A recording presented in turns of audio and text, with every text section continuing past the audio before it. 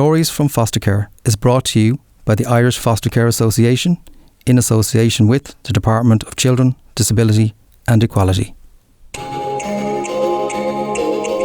Welcome to Stories from Foster Care. I'm Andrew Murphy, and in this episode I'm talking to Maureen Gannon, a foster carer with the unique experience of fostering mothers in care with their babies. In this conversation, Maureen also shares her experience of providing emergency foster care.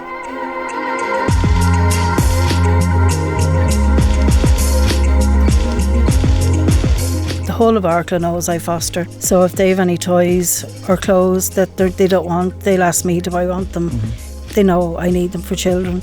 And once I give a child a toy, I don't take it back off them, they leave with it. He had this toy lorry, but he wouldn't play with it. He just sat holding it, so nobody would take it off him. Whatever they get attached to in my house, they take with them, because they're probably leaving their favourite teddy at home, you know, and they've nothing to cling on to.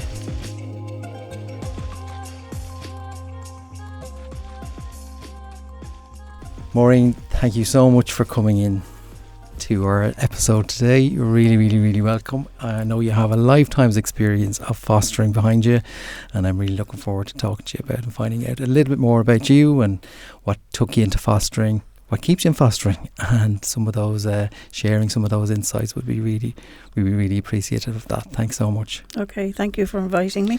You're very welcome, Maureen. So as I said, Maureen, you have a lifetime experience behind you, and I know you told me there when we were chatting that you've had 160 placements in total. Yes, I started fostering about 13 years ago. Okay. But I started doing emergency fostering about 3 years ago. Okay. So I've had about 150 placements. Wow. That's a lot of kids. Yeah. Okay. And then, so you didn't start though as an emergency, did you? No, I didn't. I started with a long-term placement. First of all, when you foster, you have to do a fostering foundation with Irish Foster Care Association. And myself and my husband went up for a few weekends, and you do the course. So during the questionnaires, they asked about mother and child placement. Okay. And I was the only person that knew anything about it, because my friend actually does mother and child placement. So we finished the course on the Sunday, and on Monday morning I got a phone call to take a 15-year-old girl with her 15-month-old baby. Yeah. So, but I hadn't even been assessed at that stage.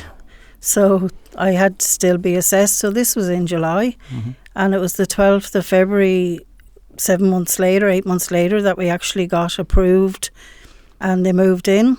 So it was... That was a whirlwind. I was just going to say, it sounded like you didn't get much chance to kind of think about it or process it. No, I went down to my dad's house New Year's Eve. He lives in Ennis, County Clare. And I was sitting there New Year's Eve with my dad, and I was getting phone calls from Siobhan, from the fostering agency, Care Visions it was called. And she kept ringing me because she was on a deadline to have this in by January. Right. And I said to my husband, she better not ring me back and ask me my weight. Well, that was the next phone call. The dreaded BMI. Yeah. So we got cleared then in January, and they moved them in the midterm in February. Okay, wow. So that was a young girl with the baby, yeah? Yes, okay, yeah. It's a very niche area of fostering, a very sensitive area of fostering. Yes, it was. Without sharing anybody else's story, without their permission, but could you tell me a little bit about that and what happened, or what was going on for them that they were, and how did that work out for you? That worked out really well. They're still part of our family now. My granddaughter is 15, as we call her, and my daughter she's 28, 29 now. So they're both doing well. They're still part of the family, still sit around the table at Easter and Christmas. And as far as anybody in our family is, like they're not blood, but they're family. Yeah, you well, know? that's it, isn't it? It's about that connection. Yeah. It's all about the connection, isn't it? Yes. And for you, in terms of being a foster carer, and how you would be a foster carer to the mum, and looking after, she was only a minor at that stage, and looking after her baby, how did that all work out for you, Maureen? How did you navigate all of that? Well, I was fostering the mother, and she was mothering her child. Okay. So I had to teach her how to become a mother. But at the same time, she was going to school. She was doing her junior cert. And when she came to us in the midterm, she had done her mock exams and she went to school. I have to say, St. Mary's College is where she went to school.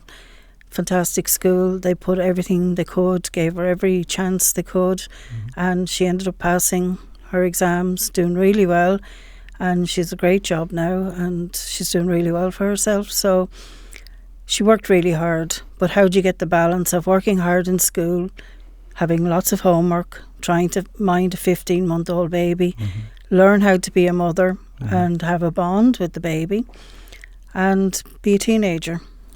You know, it's hard finding that balance of life, really, isn't it? It just so is, but it sounds like you've made a great success of it. I mean, that was a real baptism of fire. It was baptism of vomit, actually, because the day they arrived, we all got the vomiting bug. Oh, God. And every day Siobhan was ringing me to see how we were, because I'm sure she thought we were going to send them back, because I was sick and they were both sick, and all I did was wash sheets and towels and duvets and get sick for a whole week. So we actually call it the baptism of vomit. Oh, God almighty. Wow. And we did survive it, so we reckon if we can survive that, we can survive anything. Yeah, okay. But look, I think that's for me anyway, that's a really interesting area, and I've heard about it before, where we have that circumstance where, you know, you have a young mum being supported with her baby, and I'm sure it's a real sensitive, as I said, piece, but also very carefully kind of where your role lies and who are you looking after here.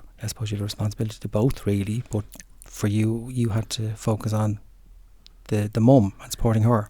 I had to focus on the mum until she turned 18, and then she had to go to college. And for her to go to college, she had to sign her child into my care. Okay. Which made it really tough for her. Right. But she couldn't go to college without doing that. Okay. But it took away her rights as such. Okay. Plus, what we didn't realise at the time was she couldn't come back to my house at the weekends. Okay. She couldn't come back for Christmas. She was expected to stay in Waterford campus for the duration of her college, come up on a Saturday, visit her child for a few hours and then go back again. And like, that's soulless. You can't do that. You need family. So she found herself, as she was outside of the system then, at 18. Okay. Yeah. Well, Epic would have been involved with her aftercare service. So they helped her get into college and that, but there was no support there as such. Because she had no family, she was expected to be gone from our family. Okay. But as it turned out, she ended up living with one of my daughters. Okay. So she sort of came back then, because you can't expect a child, I mean, at 18 to suddenly turn 18 and know how to look after themselves. Nowhere to go home. Everybody's going home on a Friday night after college for the weekend, and she's the only person left on campus. And what she's supposed to do, you know, it's not good. Yeah. Okay, that's a really interesting area. I hope we've learned a little bit about how to manage those things a little bit better in the last decade or so. Yeah. But you've navigated it really well by the sounds of things, and you're all remain very connected. Yeah, she is. She's very connected, and as she says, she has 4 sisters, and you know, she is very much part of the family, and so is her daughter. So it's you know, at the end of the day, like when we were doing our fostering course, we heard stories of children being taken into care because the mother doesn't have a price of the loaf of bread, a bottle of milk, and she's nobody to ring to ask. So they steal them. I mean, how are you supposed to feed your children? I know. And they end up getting into trouble. And at the end of the day, if you don't have anybody to ask for a loaf of bread or a bottle of milk, then that's not good. Yeah, it's a really important part of the fostering dynamic that we hear about, those parts of it that the birth parents experience and some of the challenges that they face. And some of it's beyond their control, and they've experienced so much adversity themselves, haven't they? Well, you see, what's happening now is totally different story. Is you have families coming in to live here. You have single parents with children. They've no family here. The families are thousands of miles away. They've no network. They've no village to help them raise their child. I've had a few children come to me where the mothers had to take a sibling into hospital, and they've nobody to mind their children. Yeah. I've had children where the mothers had to go into hospital and nobody to mind their children. So, I mean, at the end of the day, like, everybody needs somebody to be able to ring and say, you know, can you just help me?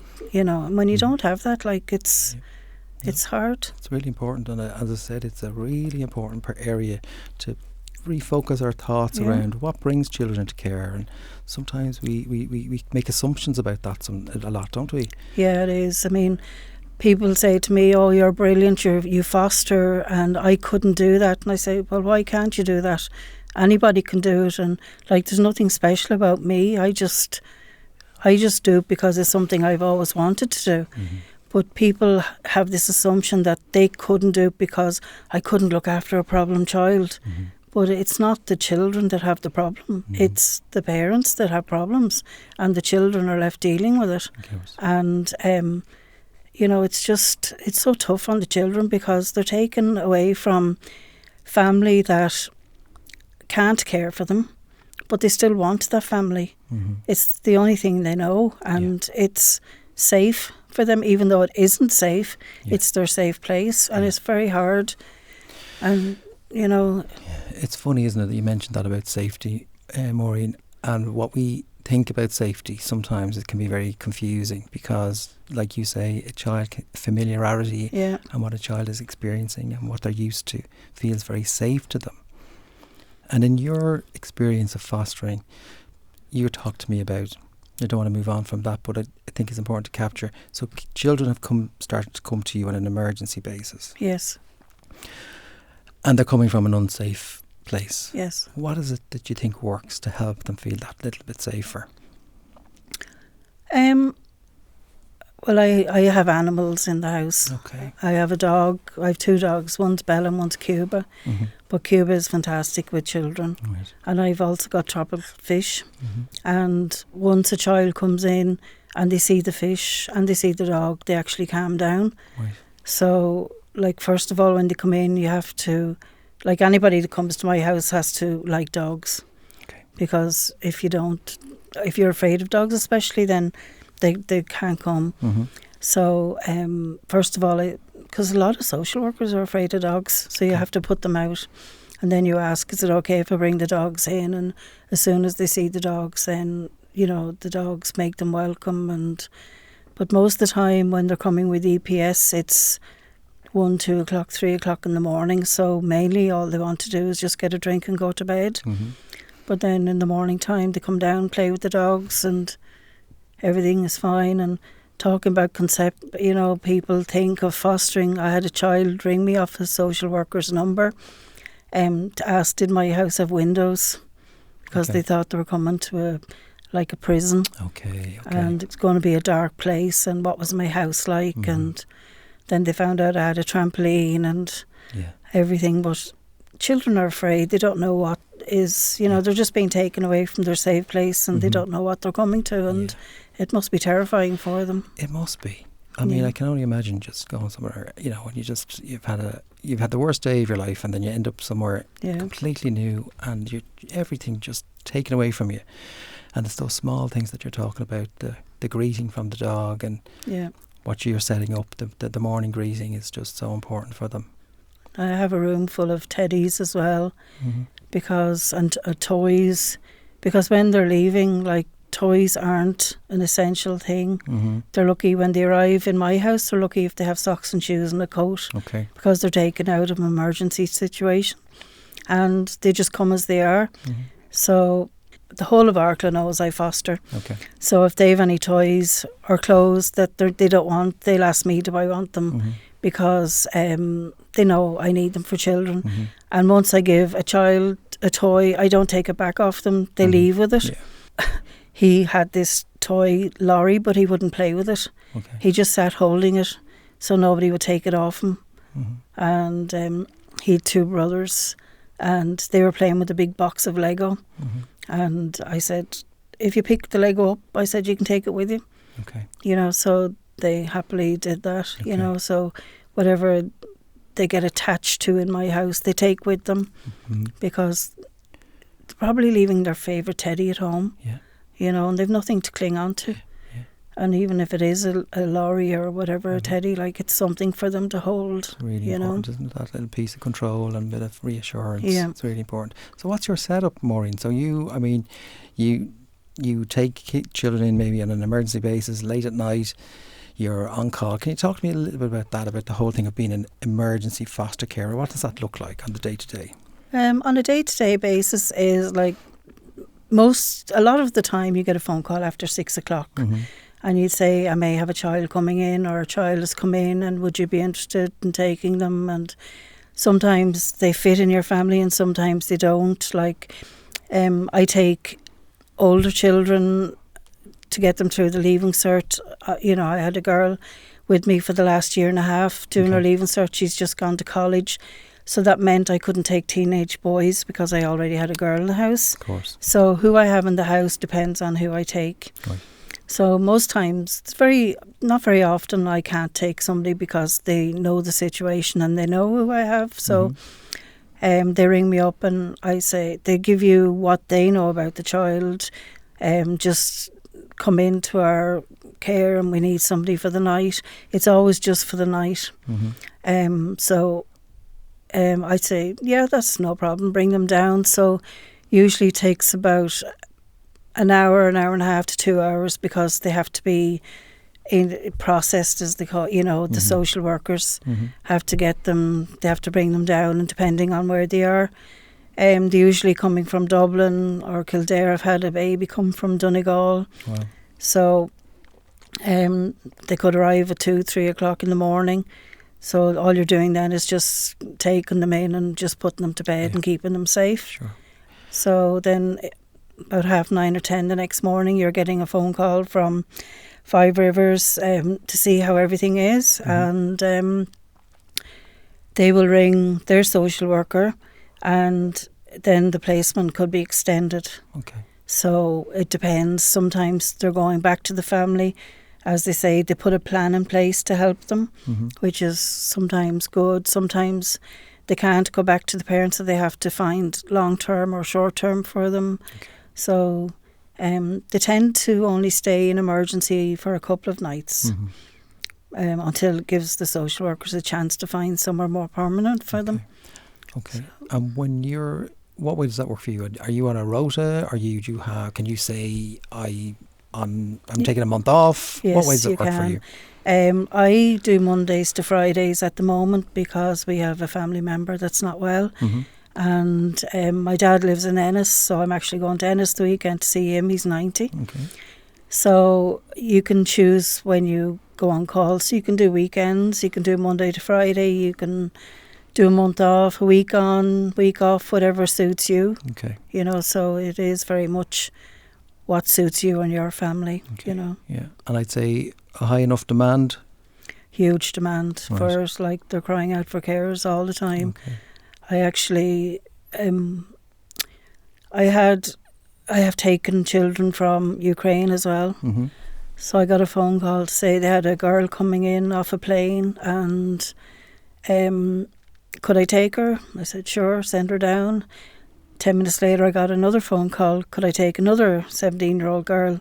They didn't know each other, but they came in on the same plane and they had nobody else to take her. So I ended up taking 2 that night. So it is a very, you know. And Maureen, like, if someone said that to me this evening, that I'm going to take 2 kids, you know, I'd be absolutely probably panicking. What happens for you? What do you do to try and help yourself? Because it's a lot. I actually go sea swimming with Okay. my youngest daughter. We go on a Sunday morning, and I have found actually that my mental health has really improved. It calms you. It actually teaches you how to cope with your fight or flight. Yeah. because when you go in, you just want to run back out. So when you're fighting this cold water, you're training your body how to stay calm in situations and to deal with it. And I have found a huge difference. And I've been doing it now for just over a year. And I do find a huge benefit from it. Yeah. So, yeah. It's great. It's a real. I know it's a lot very trendy at the moment, but it's definitely got huge benefits, doesn't it? It has huge benefits. Yeah. So I suppose what you're telling me there is about that regulation piece, isn't it? About being regulated as much as you can. Self-care. Yeah. I mean, you've heard the thing: you can't pour from an empty glass. Yeah. If you don't look after yourself, you can't look after others. Yeah. But I do have a great family. I have 4 daughters, 5 counting my foster daughter, and we go for coffees. See, this is why I go swimming, because my youngest daughter doesn't do coffee, so I go swimming with her. Okay. So it's just time to spend for yourself. Yeah. You know, doing what you want to do. It's a really good example of the sea swimming, and there's sort of some connections between that and fostering, isn't it? Getting into the deep waters and throwing into the deep end, isn't it? Yeah, and just breathe and just keep going, and stay within your limits as well. I think that's important too, isn't it? And reading the situation. I mean, we were actually down there 2 days after Storm Claudia, and we didn't go past our knees in the water. But the waves were over your head. Yeah. And, you know, it's knowing how far you can go and when to stop is like everything else in life, isn't it? Apply to that, to fostering, and I think you know, I think it's really important, isn't it? Those kind of making those connections as well. Hi, my name is Elizabeth Ward. You're listening to Stories from Foster Care Podcast. Get it wherever you get your podcasts. Maureen, you were talking to me there about how you got into fostering a little bit, and what was your inspiration? Like, what took you into fostering? My grandmother was, my parents are English, I'm English. So when they were in England during World War II, my granddad went off fighting in the war. But my grandmother was left at home, and she had refugees from London.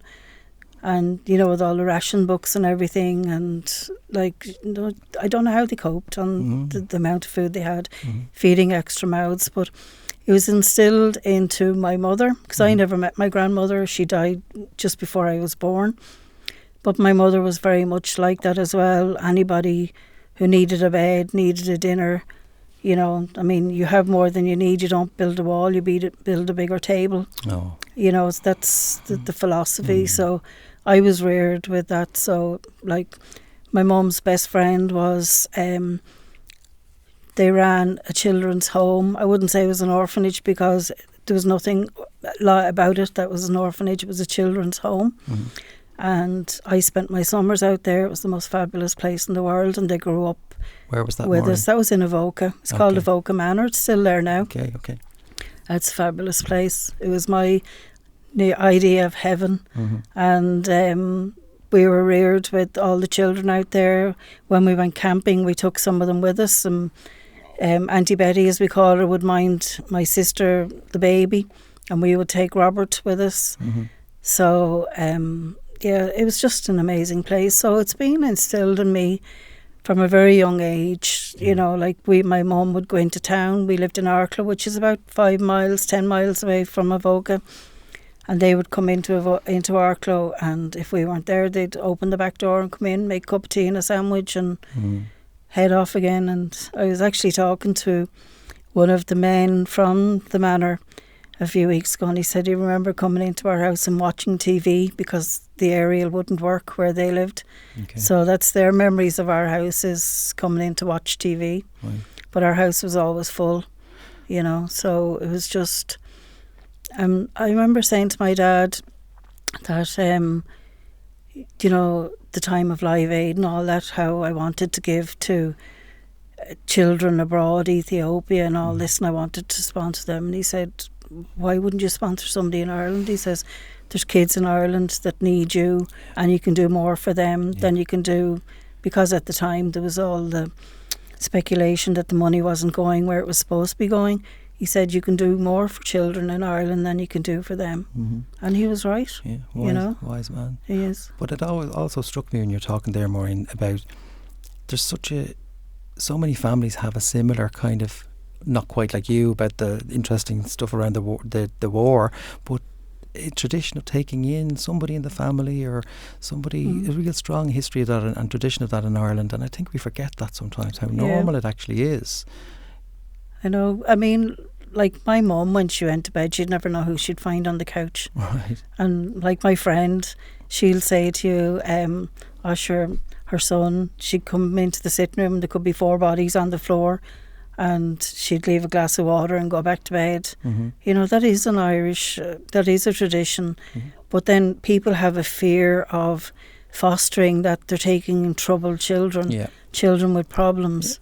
And it's not the children most of the time. Like I have said to you, like I have had over 160 children and I've only had 2 that have ever not worked out. It's incredibly good odds, Maureen. Really, that's really positive. Yeah, that's incredible. That's what a thing to be able to say. And as you say, making a connection that the children themselves they're just in crisis, really, aren't they? The children are suffering because most of the time parents are struggling for money. You know, struggling for help, guidance. I remember, like, you know, children, you grow up in school and you learn how to read and you learn how to write, but you don't learn how to become a parent. And if you haven't had a good relationship with your parents, it's very hard to have a good relationship with your children because it's a cycle. You know, you learn from your parents and then you bring that onto your children. And talked about that, Maureen, about all of the children that you've had in your care. What surprised you the most about that, about all of that? All the children? Yeah.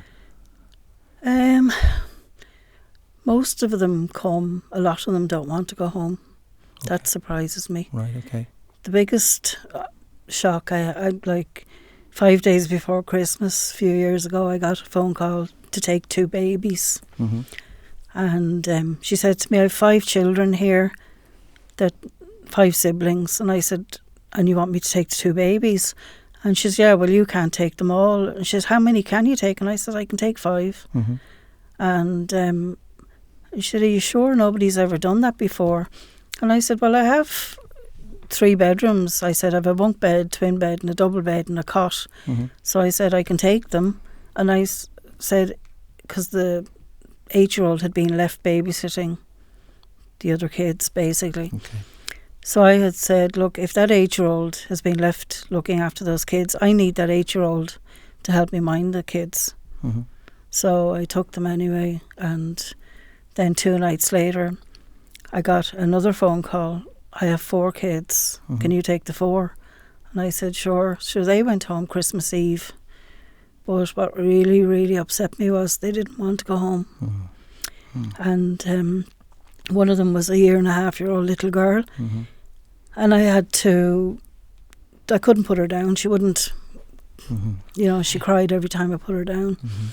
And I said to the 8-year-old sister, I said, what does your mum do when she cries? Oh, she puts her in her bedroom and locks the door. Okay. You know. So they didn't even want to go home knowing that Santi was coming tonight. So that can be tough, you know, when... It has to be. There's no doubt about it. It has to be the tough end of fostering, when you have to accept that a child might go home and you may be worried about them. And what strikes me about what we're talking about, Maureen, in lots of ways is that thread of connection, the importance, even if it's a small connection in that small short-term placement that you'll have, and then those longer-term placements that you've had as well. It's so important to have those moments of connection with children. Yeah, it's really tough sometimes when they leave. Sometimes my husband has to drag me away from the car crying, but it is, especially when they don't want to go home. You know, it's very easy to say goodbye to a child when they're happy to be going back to their parents, and most of them are, to be fair, but a lot of them aren't. Like that family was actually homeless. Right. You know, I've had 2 children that were living out of a car. Wow, yeah. You know, It's all the hard stuff that we see in society, isn't it, that you're Yeah. talking about? Yeah, yeah. he used to go to bed sleeping in his school uniform, Mm-hmm. so that when he got up the next morning, he was ready to go to school, Mm-hmm. sleeping in the car. And that's just so tough. Yeah. Kids shouldn't have to deal with stuff like that. Of course not. Absolutely. You And know. we all have a responsibility there. And is there anything, Maureen, in terms of those placements that you've had? Have you ever encountered any of the sort of seen the placements, the impact of fostering? Like, you have your own daughter that you refer to, that you refer to as your daughter. You know what the impact of fostering is. But even in others examples, can you reflect on any of those placements where things have gone really well for children as a result of their fostering time? I have had a girl was staying with me for the last year and a half, and because she turned 18 and hadn't done her leaving cert, she wasn't entitled to stay in care to do her leaving cert, if you Okay. understand me. So we had to go to court to get her permission to stay in my house. So she was 19 when she left. So she actually stayed in my house until the 6th of September, and we dropped her up to college. She's in live student accommodation at the moment, living her best life. Mm-hmm. She's hopefully coming back for Christmas, because at the end of the day, you can't live in college, Yeah. can you? No. So she has been down to see me since she's gone to college. She has friends now in Arklow, and like that she went to St Mary's again, and all I have to do is go in and say to Erica, I have a girl for you, can you take her? And everything is done to accommodate that girl. Okay. They give her the books, the uniforms, whatever they have to do is done. So that's one less thing that you have to worry about, you know. And Maureen, you've tapped into something that I think that's really key and important, is that idea of those community connections in fostering, and how they're essential really to easing some of those issues like that. I'm assuming that's the principal you were speaking to, Yes. maybe about. No, in that that's school. the secretary. But the secretary. Just the Okay. secretary. Secretaries are very powerful. Oh, very powerful lady. I just say, Erica, I have this girl, she's in 6th year, can you help me? And that's it. She goes to Mr. Ward and everything is done. I don't have to do anything else. Mm-hmm. No, You know. that's amazing to hear. It that. is. Yeah. And what do you just mentioned there? What are some of the supports that foster carers need? How would you identify them? Well, any support, like I'm with Five Rivers Ireland, which is a private agency, but I can pick up the phone at any time of the day or night. They've 24/7 care. So I pick up the phone after 6 o'clock. It's emergency calls. So different people do different nights. And if they don't answer the phone, they'll ring you back in 5 minutes. They could be on another call, but whatever you need is there. If you, like I often say to my social worker, I said, it's easier having foster kids than raising your own children, because you get all the supports Okay. and there's somebody there to help you. And I often say to him, I'll tell him a problem I'm having in my family, and I say, can you help me with that one? You know, like it's just, they're so good. Any support is there, whatever you need. They have a huge network behind the company, and it's just so amazing. See, when I'm on emergency now, first thing you do is get a phone call in the morning time to see how you're getting on. So you get a phone call every day, 2 or 3 times a day, and you're never on your own. And what you're telling me, or what I'm hearing from you, is that relationship piece is really key. Huge, yeah. Can you tell me a little bit about the importance of that relationship between the social worker and yourself? Well, it's trust, really. I mean, he trusts you to mind a child that he's placing in your house, your home, but you're trusting them that if anything goes wrong, they're going to be there for you. I mean, they have been there for me even when it hasn't been about a foster child, because I have a granddaughter who's autistic, but she had heart surgery when she was 6 months.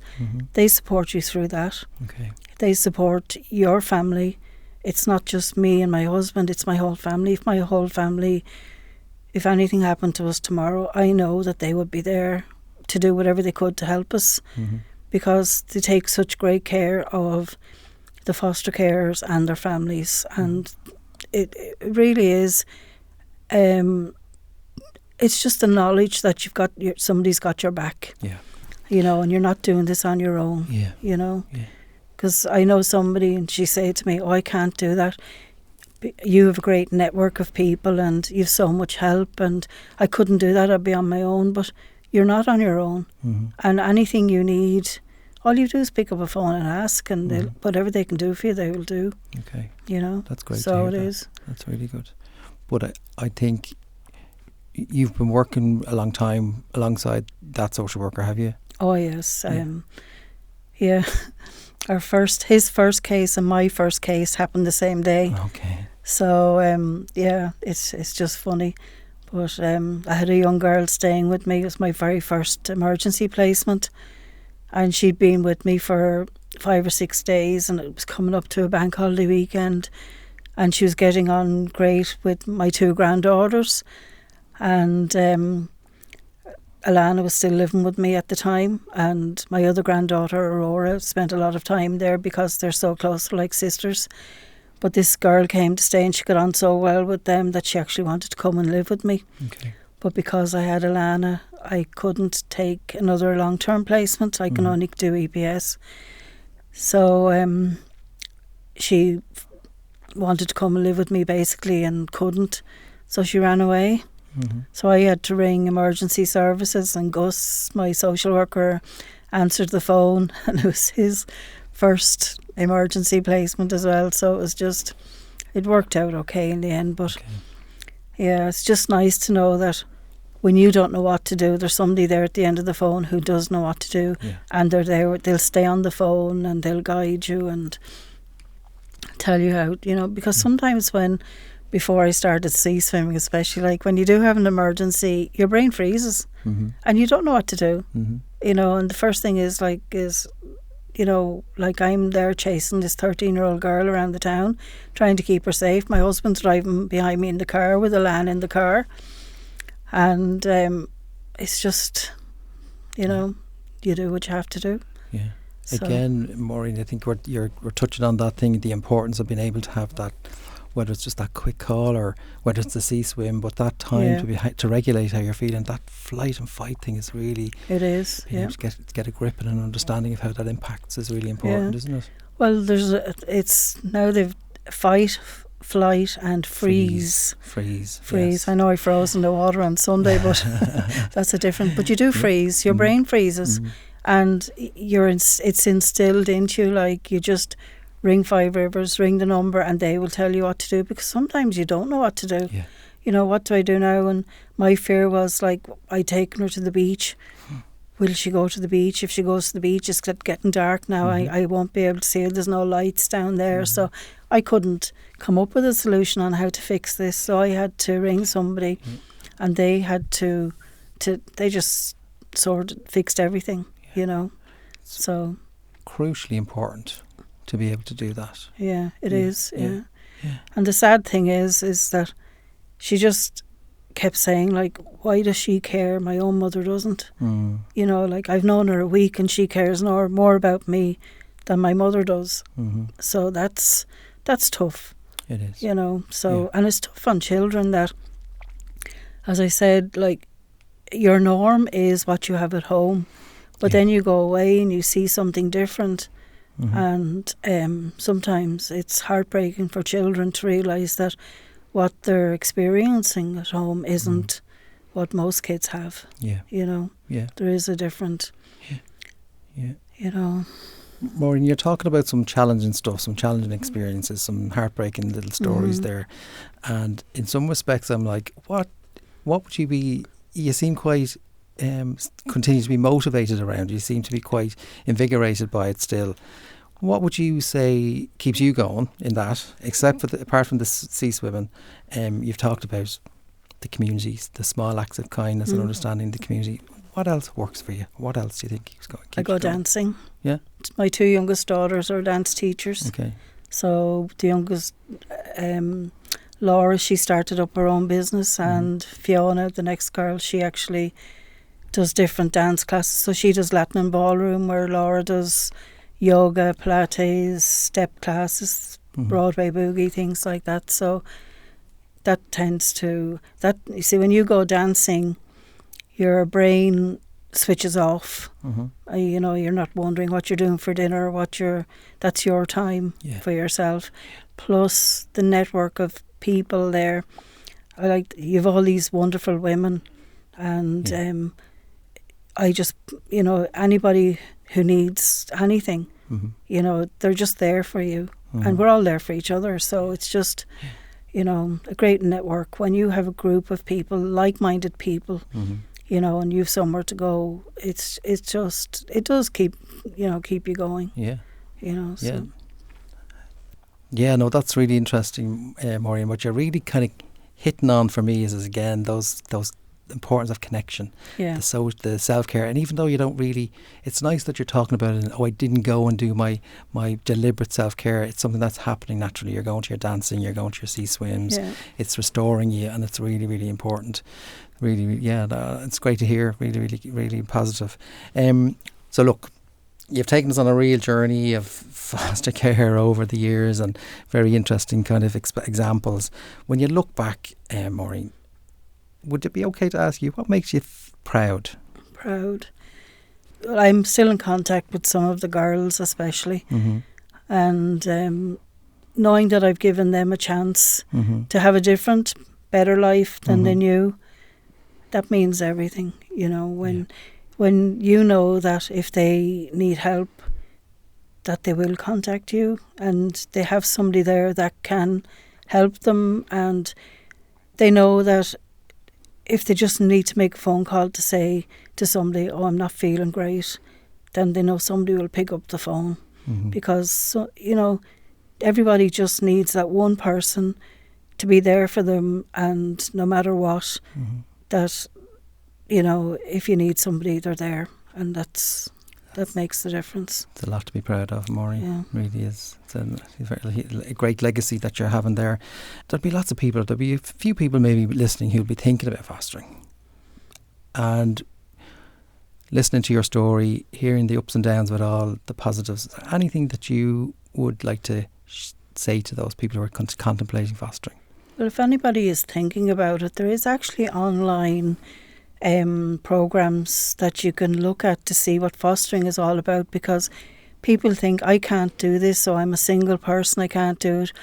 I'm an older person, I can't do it. I mean, I'm 62, I'm doing it, you know, so age isn't a factor, being single isn't a factor, working isn't a factor. I mean, anybody, literally anybody can foster.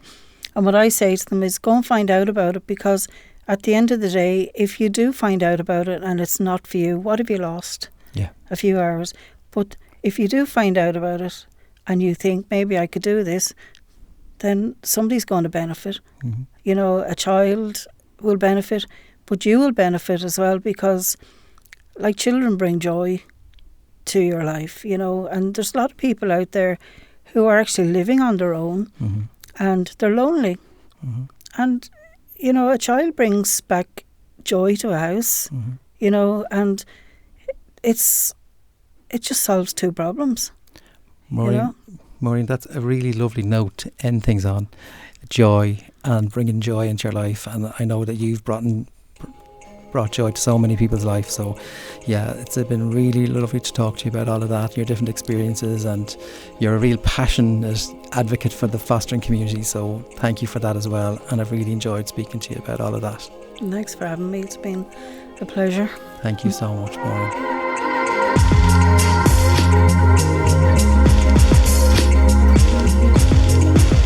Thanks to Maureen for sharing that really interesting experience and her insights into fostering across many areas of fostering. I've learned so much from Maureen through that conversation. Please join us for our next episode of Stories from Foster Care.